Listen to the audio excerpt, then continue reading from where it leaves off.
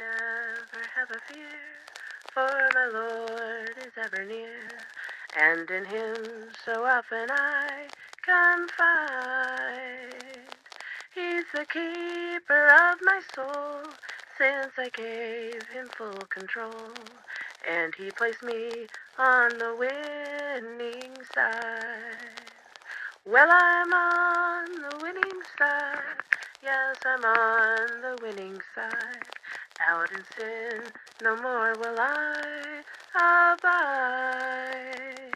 I've enlisted in the fight for the cause of truth and right. Praise the Lord, I'm on the winning side. Hi, how are you today? Hope that you are doing really well. And if you're not doing really well, I hope you do really well soon. And I want to encourage you to find ways to help you feel better real soon. Fibromyalgia pain. It's not just pain, it's everywhere. It's not. Try again. All right. It's not one pain, it's everywhere. It's not one pain, it's everywhere. Okay. I think I got it. Hi, how are you today? Hope you're doing well. And if you're not doing okay today, I'm sorry, and I hope you feel better real soon. Fibromyalgia. The pain is just not one pain, but it's everywhere. You can have pain in your head, migraines. You can have pain in your neck. No, those are not the children or your neighbor. It's a lot of stiffness and tension, and it feels like tight ropes. You can have pain on your arms. Somebody gives you a hug, or somebody slightly touches you, and it feels like a bruise all over the place. It could be pain in your gut. You eat and your gut inflames, and the food you eat hurts to digest. I mean, who hurts to digest? It could be in your joints, going up and down stairs, or reaching for items on top shelves, or trying to put things away down below your waist in cupboards. The pain could happen while taking a shower. The water beating down on you hurts. Or while you're combing your hair or brushing your hair. Just the whole action of combing or brushing your hair hurts. You could have leg cramps or just radiating leg pain out of nowhere. It's not like you did leg exercises at the gym or anything. So why are you feeling so much pain? It could be in your ankles. You could have swelling, and your feet are stiff, and every step you take hurts. I don't want to be reminiscing all the negative things about fibromyalgia. However, I am looking back over my life and remembering the things that I've lost. So I turned my life around when I finally found the guaifenesin protocol, and it took 10 years for finally a doctor saying I must have fibromyalgia because there's nothing else on the chart. So with diagnosis in hand and book in the other, I went to business. I'm determined, always determined, to find ways to feel better, because isn't this how we survive? If we can feel better, then we can do things. So, and I think my whole life has been about what I can do to feel better. I've been criticized as being lazy,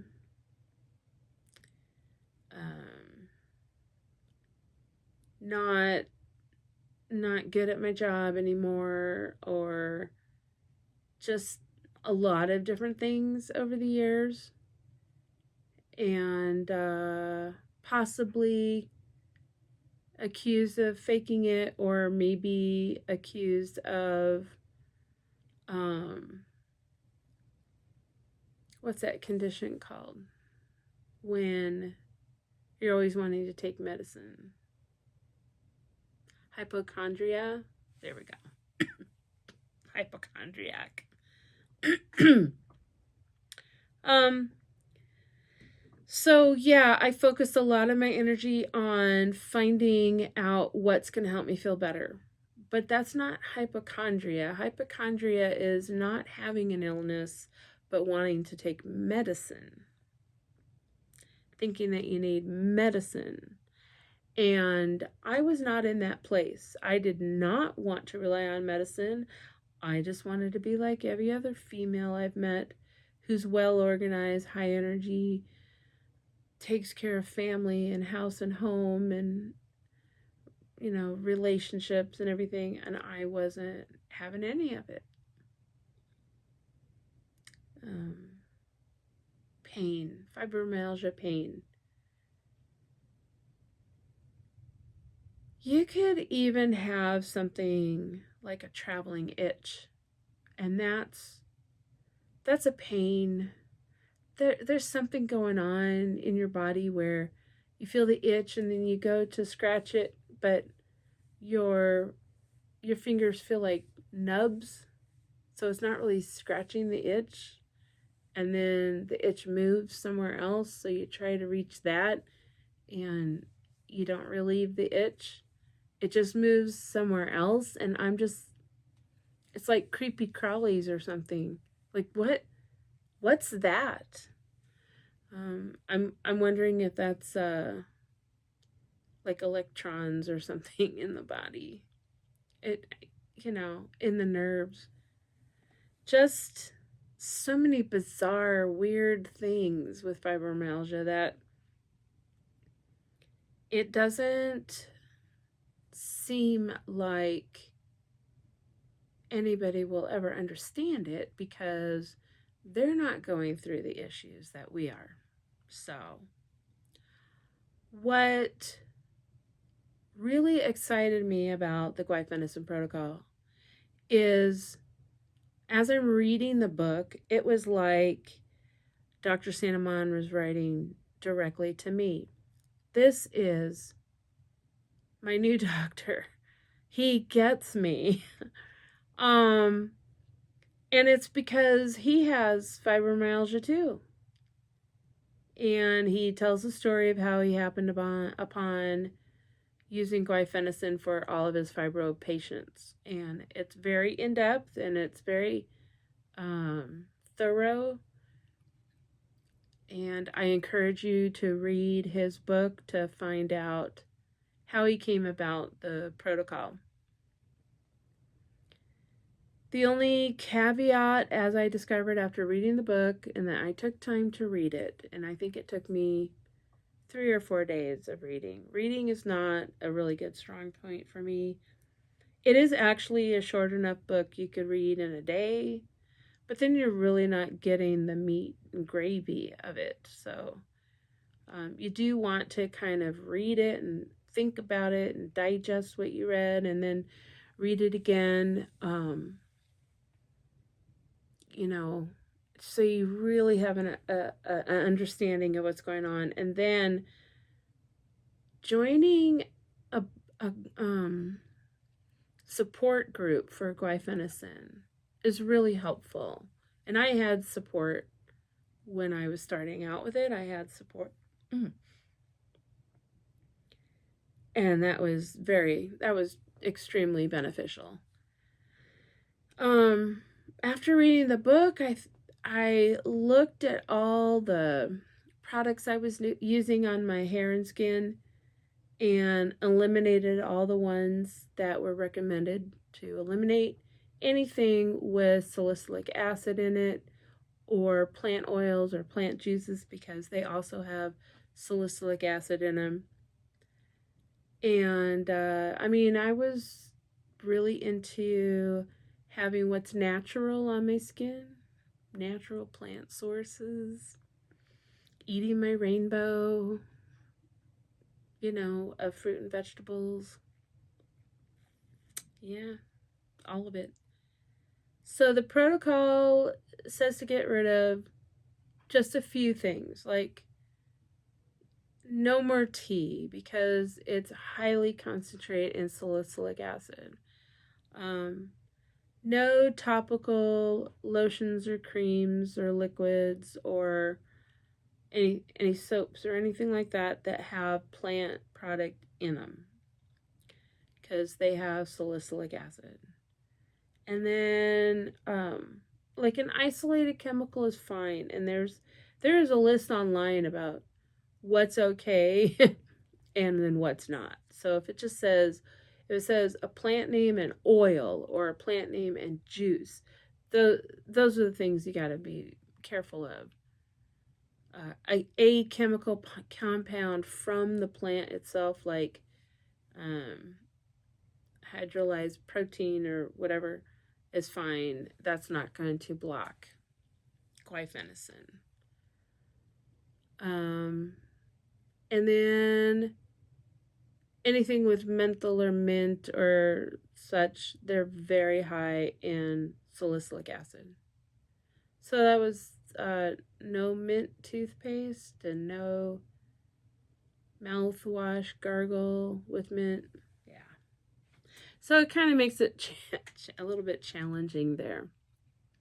I had a friend, she was following the protocol, she was doing everything right, but she was still having trouble. She didn't understand why. And then she was talking to me about juicing her vegetables to get all those phytonutrients. And I said, well, we can't drink tea, right?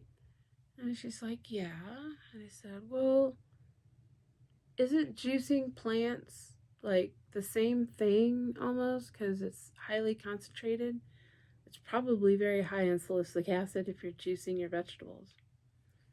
So she stopped doing it, and then she started feeling better. So there is something about that.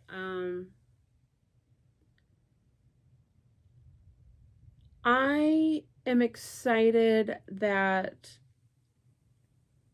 the pain is gone. Like, I can rub my hands on my legs and it doesn't feel like a bruise. I can lean on something or wear clothing and not feel like it's hurting me. And people can give me a hug and I'm not shrinking in pain anymore. And I'm really excited about that.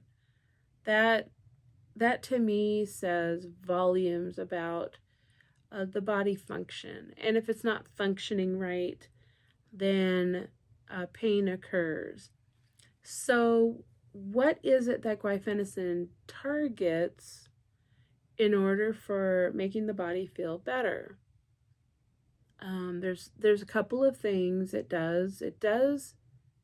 Sorry, I'm just, I'm doing these videos off the cuff, so it does relax muscles. So that's one factor that's really helpful. I don't know though if it's because it's reducing inflammation, because when you have a lot of inflammation in your fascia, that's going to cause muscle tension too.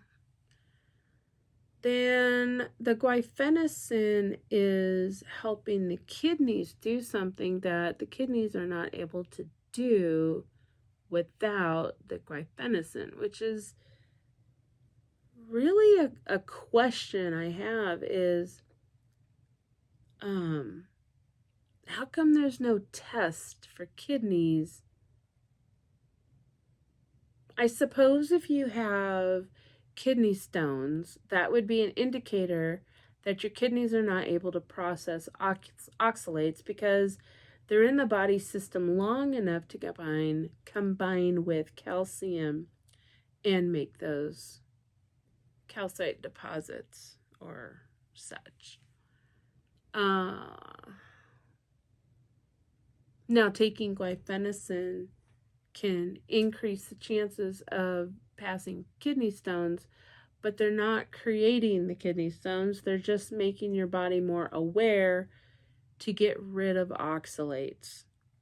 And that's the function the kidney fails to do without the guaifenesin. And certain plant toxins will block the guaifenesin from working, and that's the salicylic acid. Salicylic acid has a common compound that guaifenesin has, and somehow gets to the kidney faster or more efficiently, or I'm sorry, I'm not being super clear on that.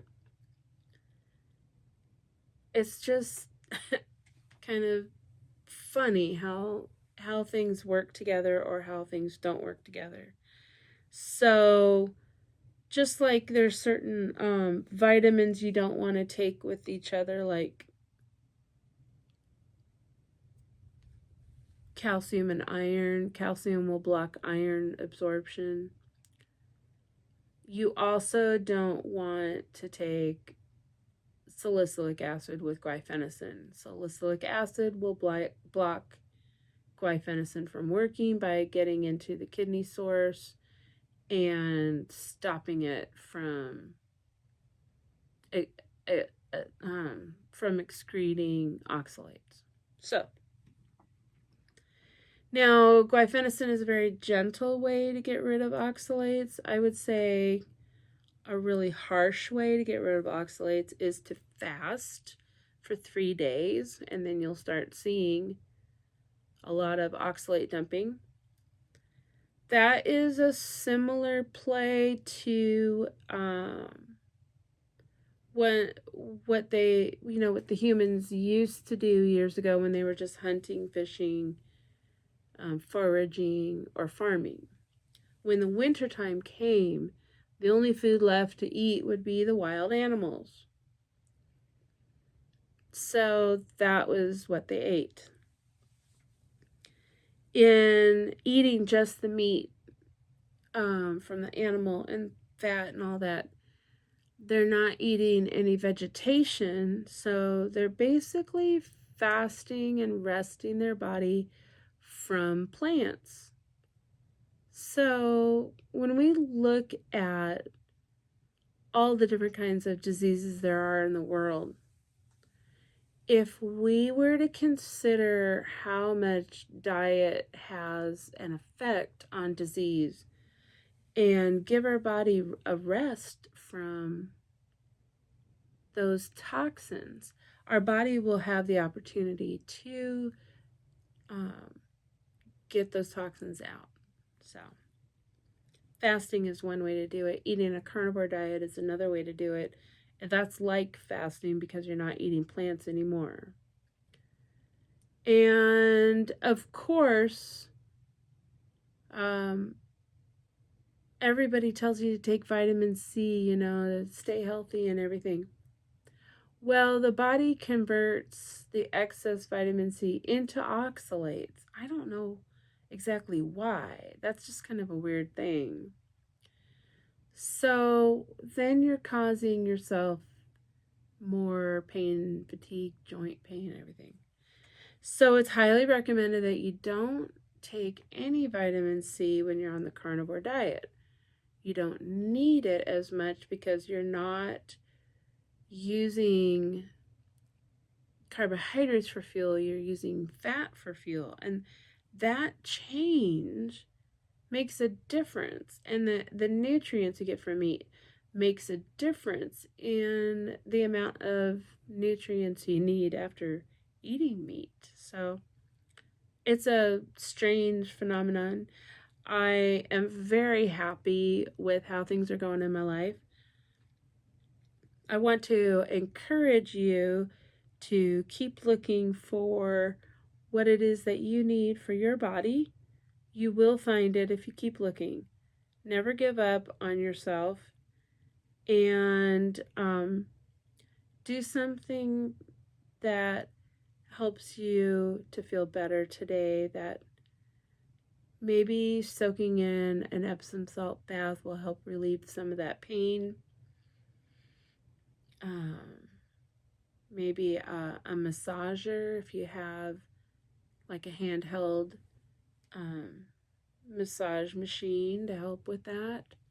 Of course, sometimes that kind of hurts because it's vibrating against the muscle tissues, so that can hurt sometimes. Drinking salted water helps out a lot with migraines, and it helps out with inflammation as well. It's kind of strange. If you've ever done a fast before, that's something that I still really believe in. Actually, if I eat food and I don't feel well after eating, it's an indication for me that my body wants to rest from eating and wants to fast. It's a fabulous, interesting phenomenon that goes on when you eat the carnivore diet. Let's see. Some other things that help me, mainly for my pain, it's always heat. Ice and cold never help me. It's always heat.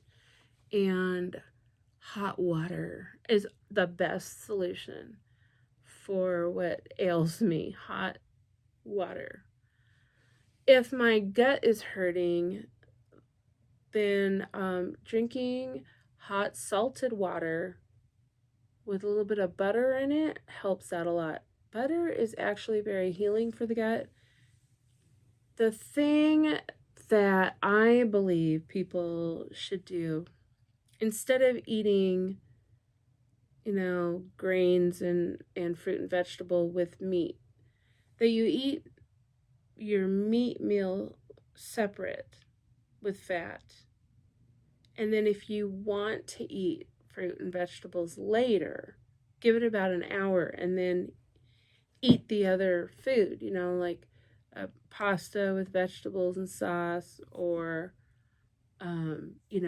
fruit and yogurt, or, as a separate meal, instead of trying to combine the animal protein with all those foods. Because the thing about plants is they do have anti-nutrients in them.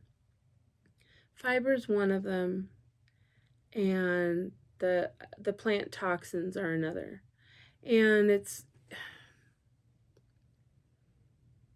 we've been told over the years how to treat food and what to eat.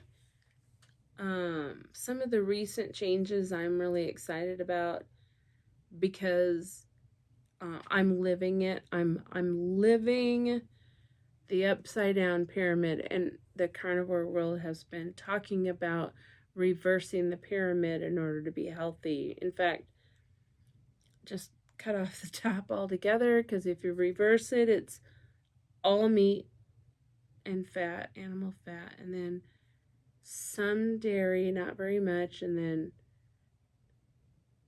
you don't even want plants at all.